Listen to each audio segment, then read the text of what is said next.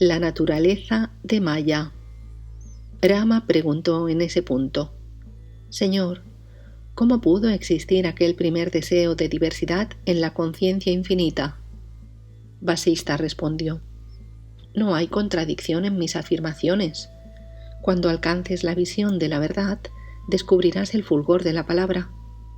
La descripción de la creación y otras cosas semejantes se ofrecen en las Escrituras con el único propósito de instruir a los discípulos, pero no debes permitir que tu mente se detenga y quede prendida en ellas.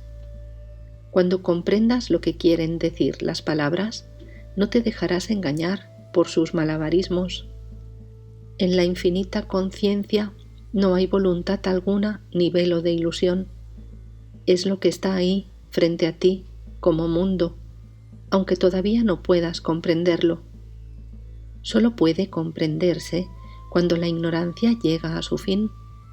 La ignorancia no cesa sino con la ayuda de la enseñanza, que requiere la utilización de palabras y descripciones. La ignorancia debe destruirse a sí misma y encontrar la luz del verdadero conocimiento. Las armas se destruyen con otras armas. La suciedad limpia lo sucio. El veneno cura al veneno. Y los enemigos son destruidos por otros enemigos. Del mismo modo, la propia Maya, que es avidya, la ignorancia, se alegra de destruirse a sí misma. En el momento en que eres consciente de Maya, ésta se desvanece ante ti como si fuera el truco de un mago. La ignorancia, Maya, oculta la verdad y crea esta diversidad, pero no conoce su propia naturaleza. Eso es lo verdaderamente extraño y sorprendente. Mientras uno no indaga en su propia naturaleza, Maya gobierna nuestros pasos. En el momento en que investigamos nuestra propia naturaleza, desaparece como si nunca hubiera existido. En realidad, Maya no existe. Mientras esta verdad no sea directamente experienciada por ti, tendrás que aceptar mi palabra. El que sabe que solo Brahman es verdadero es el que puede considerarse iluminado. Los demás puntos de vista solo pretenden sujetar a las personas a la ignorancia de un modo u otro. Esta ignorancia no desaparece sino con el autoconocimiento, y el autoconocimiento surge cuando se estudian profundamente las Escrituras. Sea cual fuere el origen de la ignorancia, con toda seguridad, solo puede existir en el ser. Por tanto, querido Rama, no te preguntes cómo ha surgido esta ignorancia, sino cómo puedes librarte de ella. Cuando Maya haya desaparecido, es cuando podrás saber cómo ha brotado. Debes comprender que esta ignorancia no es una entidad real y solo surge en un estado de desconocimiento. Ninguna persona individual, aunque sea un gran estudiante o un héroe, es perdonado por esta ignorancia, que es la fuente de todo sufrimiento. Desarráigala y destrúyela sin misericordia. Nueva versión de la mente y de la creación. Voy a explicarte de nuevo el modo que ha utilizado la conciencia para manifestarse como jiva y como mundo. Tú sabes que el océano está tranquilo en algunos lugares y agitado en otros.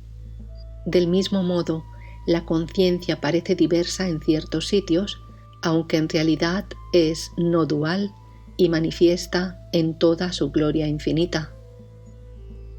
Esta manifestación de la omnipotencia de la conciencia está aliada con el tiempo, el espacio y la causalidad, que son indispensables para su revelación.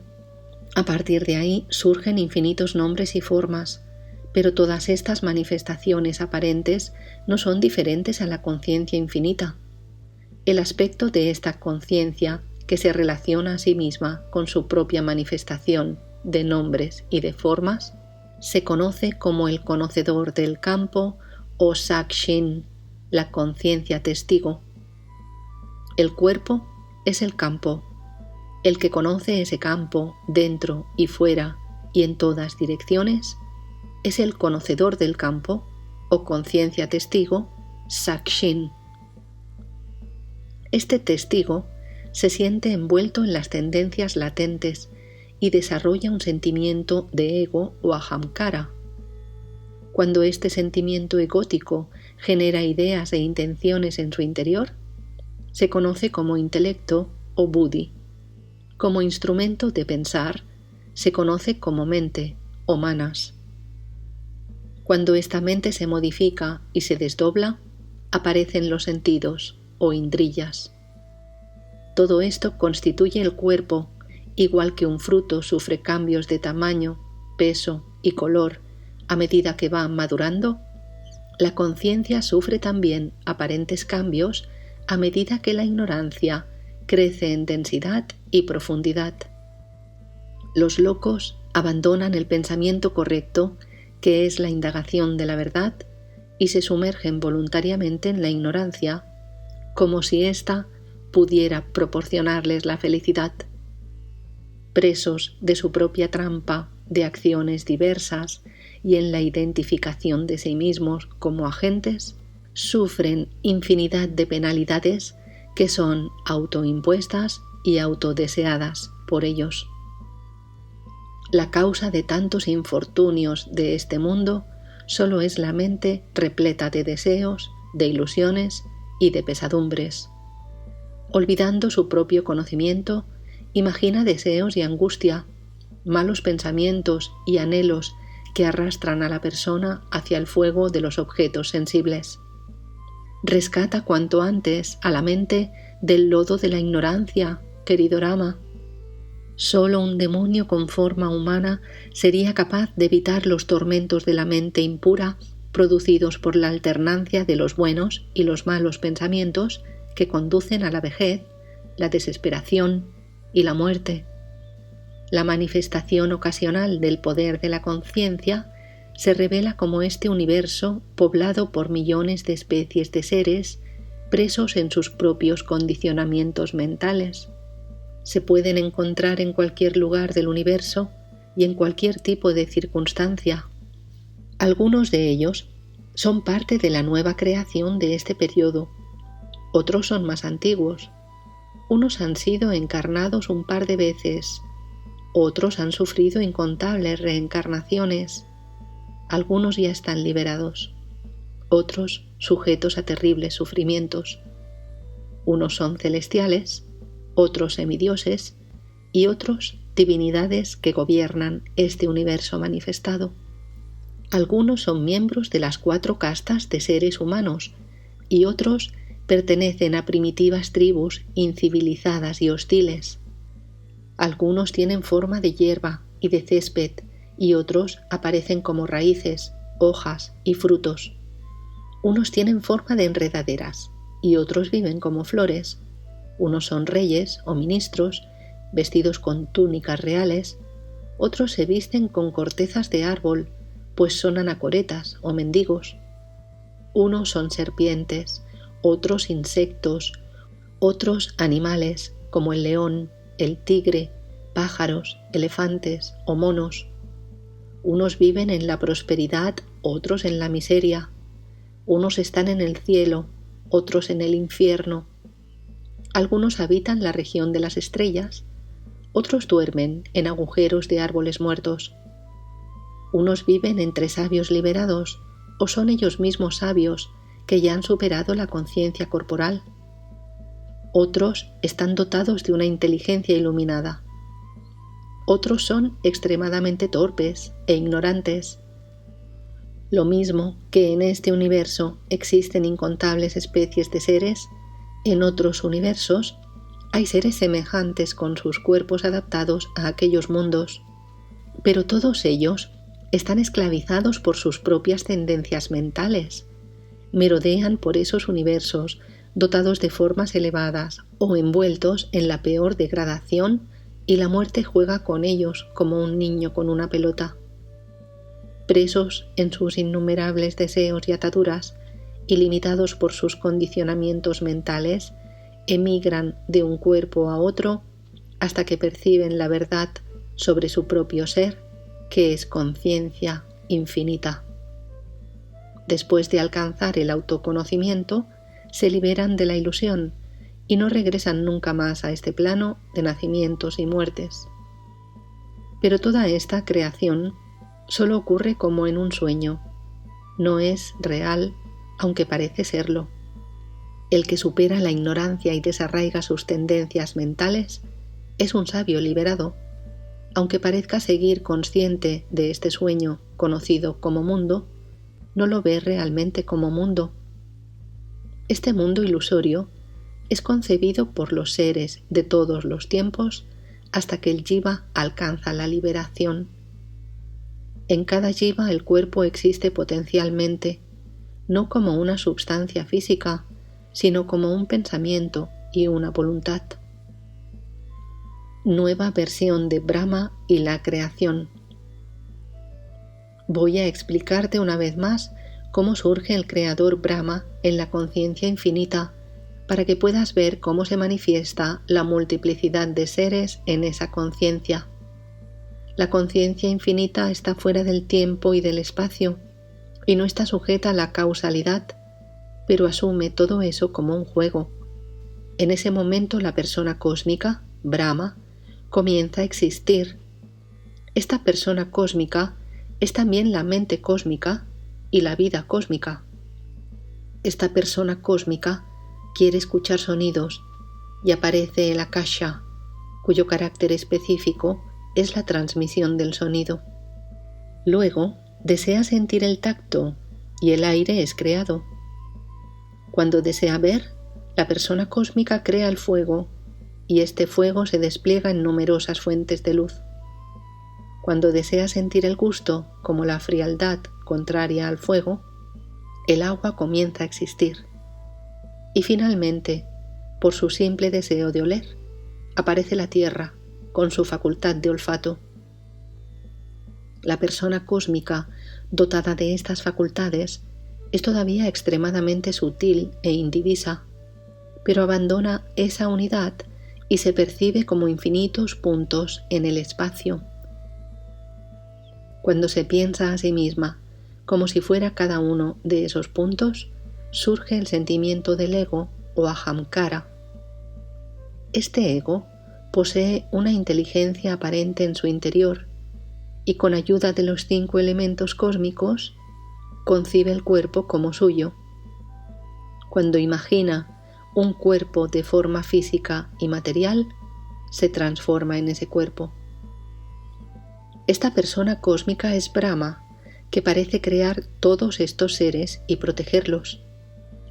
En un principio surgió en la conciencia infinita, pero desbordado aparentemente por sus autolimitaciones y olvidando su verdadera naturaleza, como en un sueño fetal, se identifica a sí mismo con el cuerpo mantenido por la fuerza vital o prana y compuesto de sustancias materiales. Cuando comienza a preguntarse sobre su origen, su verdadera naturaleza se revela y se libera de todas aquellas imaginadas autolimitaciones. Aunque este universo parece existir, no existe como algo real, pues solo es la reflexión de la conciencia infinita, que es la única realidad. La creación aparece en ella como un sueño, pero la realidad sobre la que aparece es lo único verdaderamente real, el infinito vacío. Ves el mundo porque los ojos y los otros sentidos así lo perciben, y piensas o crees que existe porque tu mente lo piensa así, pero es la mente la que ha producido ese cuerpo y este mundo como su propia morada. Todos los poderes inherentes a la mente por los que este mundo ha comenzado a existir se fundan en la conciencia misma. Por eso han declarado los sabios que la conciencia es omnipotente. Todos los dioses, demonios y seres humanos han sido producidos en su totalidad por la mente, y cuando la mente deja de creer en esas nociones, ellos dejan de existir como una lámpara a la que se priva de combustible. Los sabios que saben que todos los objetos del mundo son irreales, no los consideran objetos de placer dignos de ser perseguidos. El que corre detrás de los objetos creados por su mente, corre hacia su propia ruina. Este mundo ilusorio ha comenzado a existir a causa del deseo y solo puede cesar cuando el deseo deja de actuar y no cuando te enfrentas contra él o lo detestas. Y cuando este mundo aparente se disuelve, nada ha sido destruido realmente. Cuando se desvanece una imagen irreal, ¿qué se ha perdido? Si es absolutamente irreal, ¿cómo puede ser destruida? ¿Por qué hemos de sufrir por una pérdida irreal? Porque si pensamos que es real, nadie podría destruirla o hacerla irreal. Desde este punto de vista, este mundo no es otra cosa que Brahman, la verdad eterna, y en tal caso, tampoco hay ninguna necesidad de sufrir por ello. Por otro lado, si lo irreal no puede crecer ni multiplicarse, ¿de qué hemos de congratularnos? ¿Qué podemos desear entonces? Si todo es la conciencia infinita, ¿a qué debemos renunciar? Lo que no existe en un principio y finalmente va a dejar de existir, tampoco es real en el intervalo presente. Lo que existe en el principio y al final es lo único real en este momento. Date cuenta de que todo es irreal, incluso tú mismo, y no sufrirás ningún dolor. O piensa por el contrario que todo es real, incluso tú mismo, y el sufrimiento tampoco te afectará en absoluto. Cuando el sabio Vasista decía esto, el 9º día llegaba a su fin y la asamblea se retiró a descansar. Al día siguiente, Vasista reanudó su discurso con estas palabras: Cuando sabes que el universo en su totalidad, incluyendo las riquezas, la esposa, los hijos, etc., no son otra cosa que la creación mágica de la mente, no debes apenarte por perderlos ni alegrarte cuando las cosas van bien. Mejor dicho, deberíamos preocuparnos cuando nos sentimos felices, porque la prosperidad puede intensificar nuestra ignorancia. Lo que produce apego y deseo en el insensato, produce desapego e indiferencia en el sabio. La naturaleza del sabio no debe desear lo que obtiene con esfuerzo, sino experienciar con ecuanimidad todo lo que sobreviene. El que realiza esta unidad con el universo y supera los deseos favorables y contrarios, nunca cae en el error. En consecuencia, querido Rama, debes comprender este ser o conciencia infinita que penetra y trasciende lo real y lo irreal, y a partir de ahí no aferres ni rechaces lo que está adentro o fuera.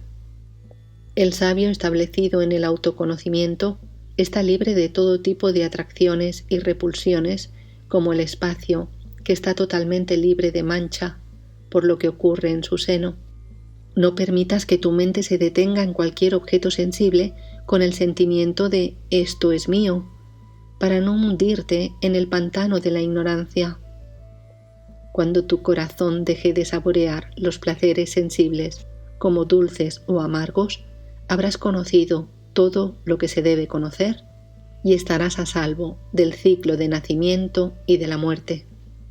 El que no se siente atraído por los placeres de este mundo ni por los del cielo, se encuentra liberado aunque no lo haya deseado o no se haya esforzado especialmente por esta liberación. En este océano de ignorancia, el que conoce la balsa del autoconocimiento se salva del naufragio. El que no encuentra esa balsa se ahoga sin remedio. En consecuencia, querido Rama, examina tu naturaleza con la inteligencia afilada como la hoja de una espada y permanece firme en esa autoinvestigación. Vive como los sabios que se conocen a sí mismos y no emprenden ni rechazan ninguna acción en este mundo. Tú también has alcanzado ese autoconocimiento, Rama, y estás en paz. Los mundos y los dioses. En el pasado han existido miles de Brahmas, Shivas, Indras y Narayanas, pero la creación de estos dioses también ha sido un truco de Maya. Estas creaciones se atribuyen a veces a Brahma, otras a Shiva, o a Narayana, o a otros sabios. Algunas veces Brahma nace de un loto, otras surge de las aguas, o de un huevo, o del espacio. En algunos universos, Brahma es la deidad suprema, en otros es el sol, Indra, Narayana o Shiva. En algunos universos, la tierra está cubierta de árboles, en otros plagada de montañas o densamente poblada. En algunos sitios la tierra es de barro o arcilla, en otros de duras rocas o de metales o de oro. Es más fácil contar los rayos del sol que los innumerables universos que existen por doquier, pues las creaciones no tienen principio ni fin. En esta ciudad de Brahman, que es la conciencia en el espacio de nuestro propio corazón, brotan los universos y se disuelven una vez tras otra sin cesar. Pero todos ellos son distintos de la propia conciencia que los contiene y sustenta. Estas creaciones, ya sean materiales o sutiles, firmes o perecederas, son como una guirnalda de elementos sutiles que flota en el infinito espacio de la conciencia. Algunas veces el espacio aparece en primer lugar, y entonces se dice que el Creador ha nacido del espacio.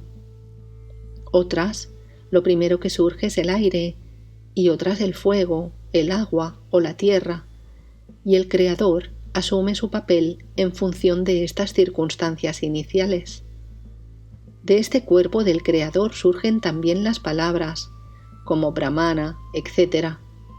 Y estas palabras se convierten en seres vivos con atributos determinados.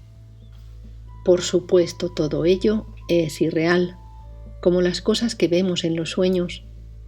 Por consiguiente, preguntarse cómo puede surgir todo esto en la conciencia infinita es inmaduro e infantil. La creación parece producirse a causa de los deseos de la mente, lo que es, por cierto, un misterio portentoso e indescifrable. Te he explicado todo eso como una mera ilustración de la verdad, pero en esta creación no se produce ese orden de secuencias. La creación no es nada más que la creación de la mente. Esa es toda la verdad. El resto solo es una descripción fantástica y, si lo prefieres, didáctica. Para imaginar la sucesión de creación y disolución de los universos, se concibe una escala temporal desde un instante a un siglo, pero el universo está eternamente presente en la conciencia, como las chispas en un trozo de hierro fundido. En la visión pura de un iluminado, todo eso solo es Brahman y no una apariencia objetiva.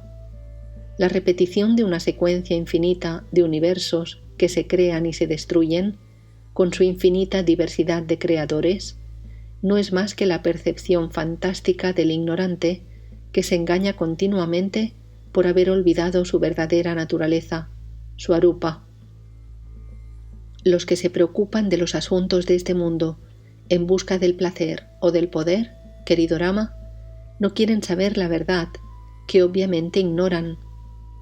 El que ha alcanzado la sabiduría, pero no ha controlado por completo las tendencias que buscan el placer de los sentidos, ve la verdad y al mismo tiempo la ilusión. Y el que comprende claramente la naturaleza del mundo y del jiva, y ha rechazado con firmeza la apariencia real del mundo, es el hombre liberado que no ha de nacer nunca más. El ignorante se esfuerza por el bienestar del cuerpo y no por el ser. No seas ignorante, querido amigo, sino sabio. Historia de Dashura y el árbol Kadamba. Para ilustrar este concepto, quiero contarte ahora una interesante leyenda. En un país llamado Magadha, famoso por sus hermosos jardines, vivía un sabio de nombre Dashura. Practicar el pranayama o control de la respiración era para él una verdadera obsesión. este gran asceta, que no se interesaba en absoluto por los placeres mundanos, dedicaba todo su tiempo al estudio de las Escrituras. Era hijo de otro gran sabio, llamado Sharaloma, pero había quedado huérfano en edad muy temprana.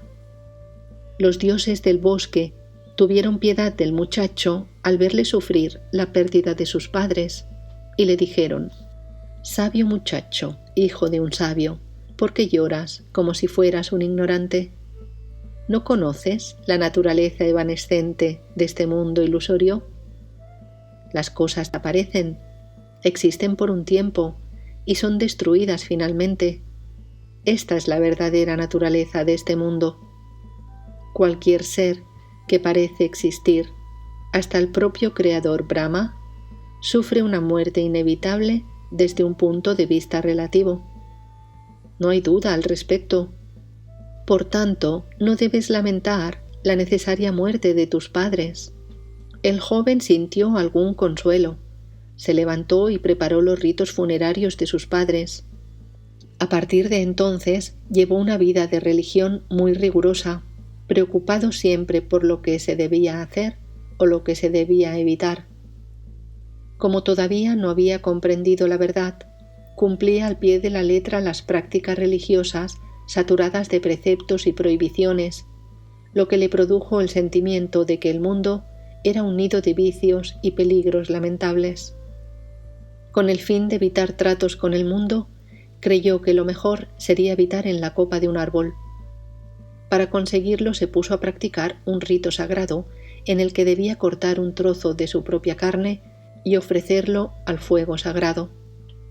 El propio Dios del fuego se presentó ante él y le concedió: «Alcanzarás con toda seguridad el deseo que late en tu corazón». Después de aceptar el sacrificio del asceta, el dios del fuego desapareció. El sabio contempló el gran árbol Kadamba, de majestuosa apariencia, que cubría con sus numerosas ramas el espacio entre el cielo y la tierra y se erguía como la forma cósmica del Señor, con el sol y la luna a modo de ojos. Totalmente cubierto de flores, las dejaba caer continuamente sobre los santos que cruzaban el cielo. Las abejas que moraban en su interior entonaban su canción de bienvenida a todos los sabios que se acercaban a él. El sabio subió a aquel árbol que se erguía como una columna que unía el cielo con la tierra. Tomó asiento en la rama más alta y por un momento dejó vagar sus ojos en todas direcciones y contempló el ser cósmico. A causa de fijar su morada en aquel árbol, llegó a ser conocido como Kadamba Dashura y comenzó sus penitencias sentado en su copa gigantesca.